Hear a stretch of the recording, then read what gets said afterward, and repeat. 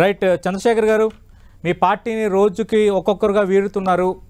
అంటే ఫ్యాన్ని రెక్కలు వీడుతున్నట్టుగా మీ పార్టీ నేతలు వెళ్ళిపోతున్నారు. ఆల్రెడీ 2 రాజ్యసభ సభ్యులు వెళ్ళారు. ఒక రాజ్యసభ సభ్యుడు వ్యక్తిగత కారణాలు చెప్పారు, మరో రాజ్యసభ సభ్యుడు కొన్ని రీజన్స్ చెప్పారు. అలాగే మొన్న పోతుల సునీత, ఈరోజు మరో 2 ఎమ్మెల్సీలు పార్టీని వీడారు. చాలామంది దారిలో ఉన్నారంటున్నారు. ఏం చెప్తారు? అందరికీ నమస్కారం సార్. నమస్తే ప్రేక్షకులకి వీక్షకులకి అందరికి కూడా. రాజకీయాన్ని వ్యాపార వ్యవస్థగా మార్చినటువంటి చంద్రబాబు నాయుడు గారు దాన్ని కొనసాగిస్తున్నారు. వాస్తవానికి వారు చెప్పేవన్నీ శ్రీరంగ నీతులు, చెప్పడానికేమో నీతులు, చేసేదేమో ఈ గోతులు దవ్వేటటువంటి వ్యవహారాలు. ఎందుకంటున్నావు ఈ మాట అంటే, హుందాతనం అయినటువంటి రాజకీయాలు చేస్తాం, అందుకే విశాఖ ఆ పోటీ నుంచి పక్కకు జరిగామని చెప్పినటువంటి చంద్రబాబు నాయుడు గారు ఆ తర్వాత ఏలూరులో పార్టీ నాయకుల్ని చేర్చుకున్నాడు. మా పార్టీ నాయకుల్ని ఒంగోలులో కూడా మేయర్ గారిని చేర్చుకున్నారు. వాళ్ళ కొత్తగా ఈ రాజ్యసభ వాళ్ళని లేదా ఎమ్మెల్సీలని మళ్ళీ చేర్చుకునేటటువంటి ప్రయత్నం చేస్తున్నారు.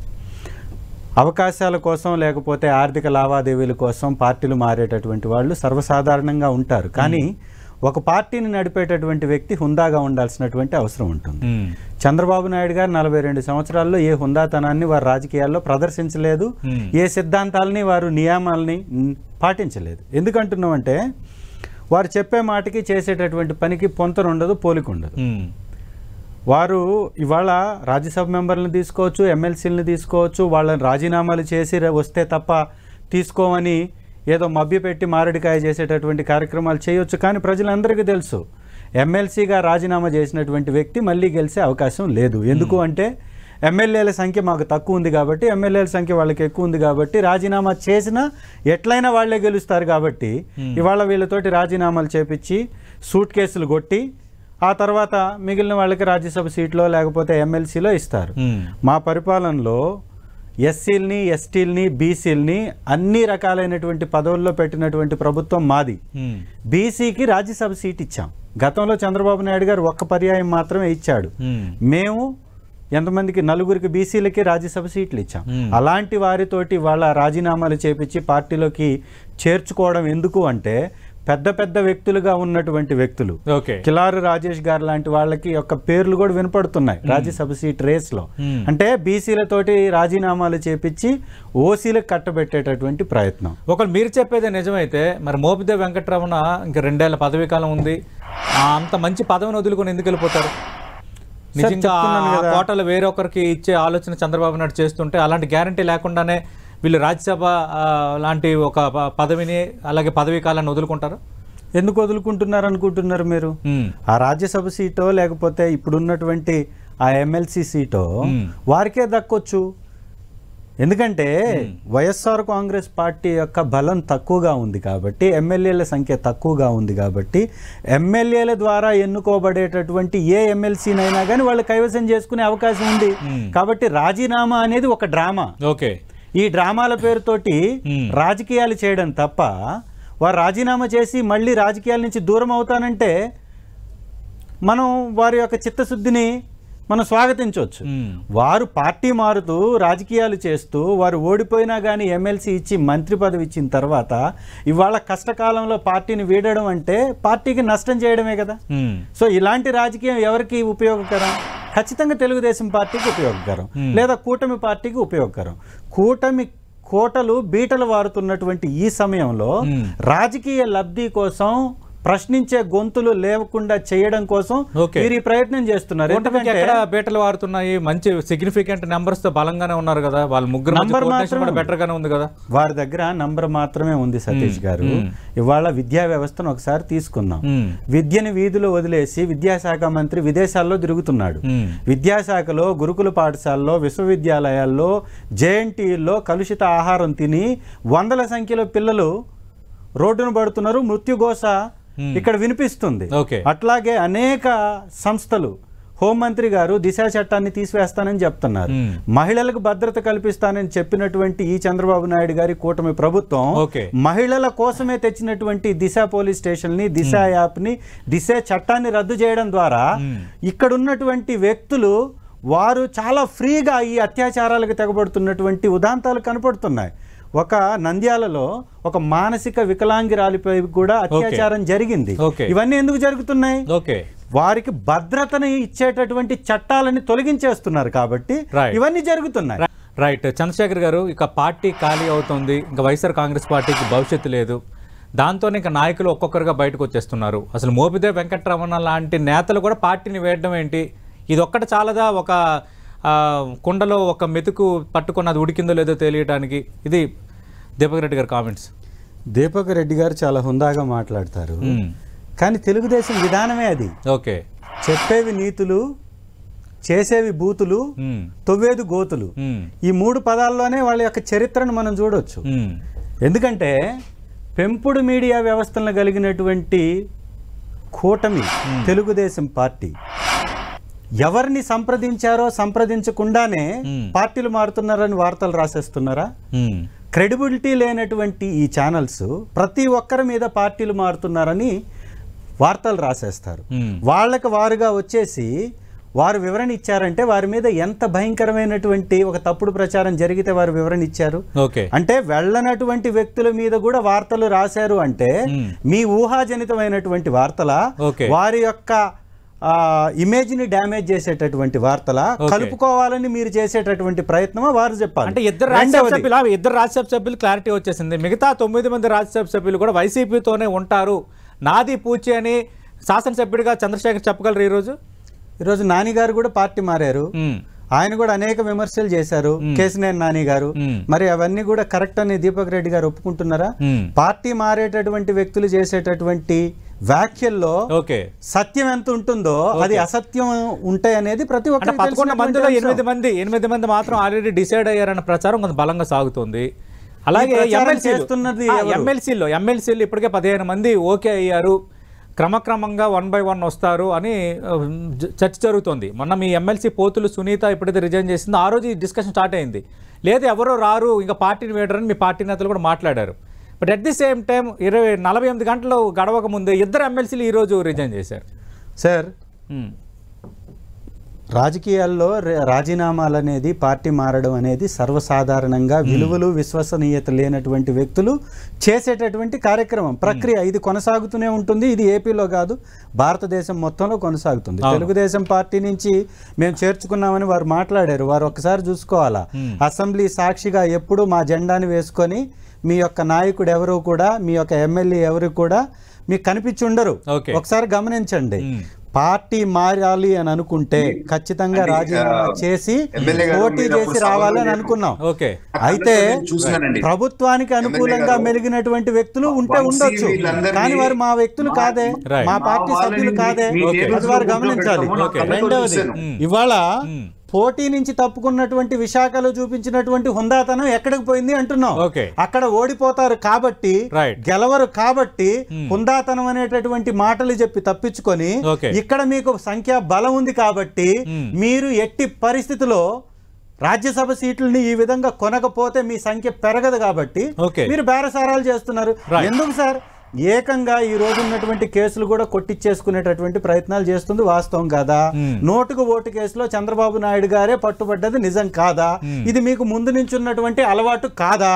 మీరు రాజకీయాలని వ్యాపారంగా మారుస్తున్నది నిజం కాదా? వీటి మీద సమాధానం చెప్పాలి. ఇంకొకటి రాజ్యసభ సీట్లు ఎవరైతే మేము ఇచ్చామో బీసీలకి, అవును, మీరు ఎప్పుడన్నా చరిత్రలో ఇచ్చింది ఉందా? 100 కోట్లకు అమ్ముకున్న చరిత్ర తెలుగుదేశం పార్టీదైతే అభిమానంతో ఆ కింద ఉన్నటువంటి వర్గాలని అభివృద్ధి కోసం వారికి సీట్లు ఇచ్చినటువంటి చరిత్ర మాది. ఇది వాస్తవం. మోపిదేవి వెంకటరమణ, బేదా మస్తాన్ రావు టీడీపీలో చేరడం ఖాయం.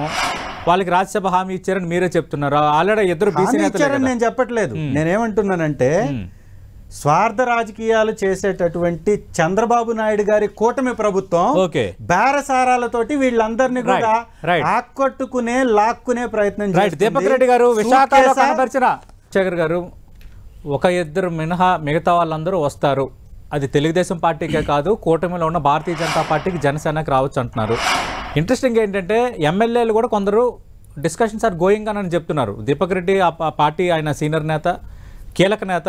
మొన్న ఎలక్షన్స్లో R5 జోన్కి ఆయన కోఆర్డినేటర్గా ఉన్నారు. సార్, చంద్రబాబు నాయుడు గారి ప్రభుత్వం ఆశపడడంలో తప్పేం లేదు కానీ అత్యాశపడడంలోనే తప్పు. ఈ రాష్ట్రంలో వాళ్ళే ఆశపడుతున్నారా? మీ పార్టీ నేతల్లో ఎవరు కూడా మీరు నచ్చగా వెళ్ళిన వాళ్ళు ఒక్కడు కూడా లేరా? ఎందుకుంటుంది? మోపిదేవి వెంకటరమణ 100 రీజన్స్ చెప్పాను. జిల్లా అధ్యక్షుడు తొలగించారు, ఎమ్మెల్యే టికెట్ ఇవ్వలేదు, ఇప్పుడు కూడా నాకు సమావేశాలకు పిలవట్లేదు ఆయన వెర్షన్ అది. సార్ నేనేమంటానంటే మోపిదేవి వెంకటరమణారెడ్డి గారి మీద కానీ రమణ గారి మీద కానీ ఒక డిబేట్ పెడితే వారి గురించి మాట్లాడదాం. నేనేమంటున్నాను, అందరి గురించి మాట్లాడుతున్నప్పుడు ఈ రాష్ట్రంలో ఒక ప్రతిపక్షం లేకుండా చేయాలనేటటువంటి కుట్రలో భాగంగానే వైఎస్ఆర్ కాంగ్రెస్ పార్టీ నాయకుల మీద అయితే కేసులు లేదా బూతులు, ఎవరో ఒక మహిళతోటి అక్రమ సంబంధాలు అంటగట్టి ఈ పెంపుడు మీడియా ఛానల్లో పెద్ద ఎత్తున ప్రచారాలు, పక్క రాష్ట్రంలో ఉన్నటువంటి హీరోయిన్లను కూడా తీసుకొచ్చేసి మాట్లాడించేటటువంటి ప్రయత్నాలు. సీఎం చంద్రబాబు నాయుడు కూడా స్పందించారు. మీరు బ్రేకింగ్ చూస్తే సిపి ఆఫీసుకు ముంబై నటి జత్వాని తరలింపు, అలాగే ఈ విధంగా పోలీసులు వ్యవహరిస్తారా, నాయకులు ఈ విధంగా వ్యవహరిస్తారని సీఎం చంద్రబాబు నాయుడు చేసిన కామెంట్స్ మనం డిబేట్ నడుస్తున్నప్పుడు కింద బ్రేకింగ్ లో వస్తుంది చూస్తున్నాం. అదే చంద్రబాబు కొంత కుదిపోయిపోతుంది అంటున్నారు ఏపీని. అదే సార్, పెంపుడు మీడియా వ్యవస్థను కలిగినటువంటి ఈ చంద్రబాబు నాయుడు గారి యొక్క ప్రభుత్వం ఇలాంటివే కదా చేస్తుంది. ప్రభుత్వం గతంలో వారు అనేక హామీలు ఇచ్చారు. వారు ఇచ్చినటువంటి ఒక్క హామీని నెరవేర్చలేనటువంటి ఈ అసమర్థపు ప్రభుత్వం మా ప్రభుత్వం మీద బురద జల్లే ప్రయత్నం తప్ప, మా నాయకులకి గోతులు దొవ్వేటటువంటి ప్రయత్నం తప్ప, విష సంస్కృతిని తీసుకొచ్చే ప్రయత్నం తప్ప, నంద్యాలలో జరిగినటువంటి వికలాంగి మీద, ఒక మహిళ మీద జరిగినటువంటి ఆ యొక్క దమనకాండ గురించి ఎందుకు స్పందించరు చంద్రబాబు నాయుడు గారు? ఒక చిన్న బిడ్డని మానభంగం చేసి చంపివేస్తే ఈ రోజుకి శవం దొరకనటువంటి ఉదాంతం మీద ఎందుకు స్పందించరు? ఆ హీరోయిన్ 10 మందిని మోసం చేసి ఒక పెయింట్ షాప్ యజమానిని, ఫ్యాక్టరీ యజమానిని మోసం చేసినటువంటి కేసులు కలిగిన హీరోయిన్ పట్టుకొని ఊగులాడకపోతే ఇన్ని మానభంగాలు, ఇన్ని అఘాయిత్యాలు, ఇన్ని దౌర్జన్యకాండలు, ఇంతమంది హత్యాయత్నాలు ఇవన్నీ జరుగుతుంటే వీటిని పట్టించుకోకుండా ఎవరిదో ప్రచారం కోసం, మా పార్టీ నాయకుల మీద విషం జమ్మడం కోసం ఈ ప్రయత్నం చేయడం అనేది కోతులు తవ్వడం కాదా? వినండి వినండి. అనేక అక్రమాలు అన్నారు, ఒక్క అక్రమాన్ని సక్రమంగా చూపించగలిగారా? పోలవరం మీరు ఇచ్చినటువంటి నివేదిక తప్పుడు నివేదికమని నిపుణుల కమిటీ తేల్చిన తర్వాత చెప్పాయని తేలిపోయాయా లేదా? ఒక విషయం చెప్పండి. రెండవది, నా గురించి కూడా వారు కామెంట్ చేశారు. సార్, చిత్తశుద్ధి కలిగినటువంటి వ్యక్తి, ఈ ప్రజలకు ఏదో చెయ్యాలని ఆశించేటటువంటి వ్యక్తి ఒకసారి అధికారంలోకి రావడానికి, ఒకసారి ఎమ్మెల్యేగా ఎమ్మెల్సీగా గెలవడానికి చూడాలి తప్ప దాన్ని అమ్ముకోవడానికి చూడకూడదు. గెలవడానికి పార్టీ ఉపయోగపడుతుంది. ఇవాళ ప్రజల్ని ఆదుకోవాలి అంటే నీకున్నటువంటి హోదాని ఉపయోగించి ఆదుకోవాలి, కానీ పార్టీ మారేం ఆదుకుంటారు? వ్యక్తులు అందరూ స్వార్థ రాజకీయ ప్రయోజనాలు తప్ప ప్రజా ప్రయోజనాలు లేవు. ఇది వాస్తవం. అనుకుందాం. మిగతా 10 మంది ఎమ్మెల్యేలు, జగన్మోహన్ రెడ్డి ఆయన శాసనసభ్యుడు, మీరిద్దరిని తీసేద్దాం, ఇంకా 9 మంది ఉన్నారు. సరే, ఎవరైనా కానీ నేనేమంటానంటే తెలుగుదేశం ప్రభుత్వం, కూటమి ప్రభుత్వం వచ్చి 3 నెలలు అయింది. 3 నెలల్లో ఒక్క పెన్షన్ స్కీమ్ తప్ప దాన్ని కూడా 50 సంవత్సరాల బీసీలకి పరచకుండా ఏమన్నా చేసిందా? 15,000 కోట్ల అప్పు చేసినటువంటి ఒక్క నిమిషం సార్, 15,000 కోట్ల అప్పు చేసినటువంటి ఈ ప్రభుత్వం వెలుగొండ ప్రాజెక్ట్ సార్ 1,200 కోట్లు ఇస్తే నీళ్లు నింపొచ్చు, వృధాగా సముద్రంలోకి నీళ్లు పోతున్నాయి. 1,200 కోట్ల ఎగ్గొట్టి వృధాగా సముద్రంలోకి. దీపక్ రెడ్డి గారు ముందు ఈ వ్యవహారం సంబంధించి ఆమెను ఇక్కడికి తీసుకొచ్చిన మాట వాస్తవం కాదు విజయవాడ. సార్, నేను ఒక మాట చెప్తున్నా. ఇదే కదాంబరి గారి యొక్క ఆధార్ కార్డులను గాని చూస్తే ఆధార్ కార్డుల్లో డేట్స్ మార్ఫింగ్ చేసి ఉంటుంది, ఏజ్, ఆధార్ నంబర్ ఒకటే డేట్ మార్ఫింగ్ చేసి ఉంటుంది. ఇదే విద్యాసాగర్ గారి దగ్గర నుంచి 1 కోటి చిల్లర ఆవిడ వివిధ అకౌంట్లలో డబ్బులు కలెక్ట్ చేసింది ఆల్రెడీ ప్రూఫ్స్ తో సహా దొరికిపోయింది. ఇదే వ్యక్తి ఏషియన్ పెయింట్స్ యొక్క అధినేత యొక్క కొడుకు దగ్గర నుంచి డబ్బు తీసుకున్నటువంటి ఉదాంతాలు వెలుగు చూశాయి. అనేక అక్రమ కేసులు, అనేక రకాలైన హనీ ట్రాప్ కేసులు కలిగినటువంటి ఈ వ్యక్తిని తీసుకొచ్చి ప్రచారం చేయడం కావాలని వైఎస్ఆర్ కాంగ్రెస్ పార్టీ మీద బురద జల్లడం. ఒక్క నిమిషం, తెలుగుదేశంలో ఉన్నటువంటి నాయకులు చేసినటువంటి కార్యక్రమాలన్నీ తెలుగుదేశం పార్టీ చేయించిందా? ఓకే. వ్యక్తిగతంగా వ్యక్తులు చేసినటువంటి తప్పులని ఓకే. పార్టీపై రుద్దడం అనేది రైట్. ఒకవేళ కరెక్ట్ అయితే ఓకే. మీ పార్టీలో ఉన్నటువంటి వ్యక్తులు అది ఆ పార్టీ అయినా మీ పార్టీ అయినా ప్రజాప్రతినిధులుగా ఉన్న వాళ్ళు ఈ విధంగా వ్యవహరించడం తప్పే కదా చంద్రశేఖర్ గారు? ప్రజాప్రతినిధులుగా ఉన్న వాళ్ళు ఈ విధంగా వ్యవహరించడం తప్పే కదా? ఇప్పుడు మీరున్నారు చాలా సంవత్సరాల నుంచి, ఒక్క రోజు మీ మీద ఇలాంటి రిమార్క్ ఉందా?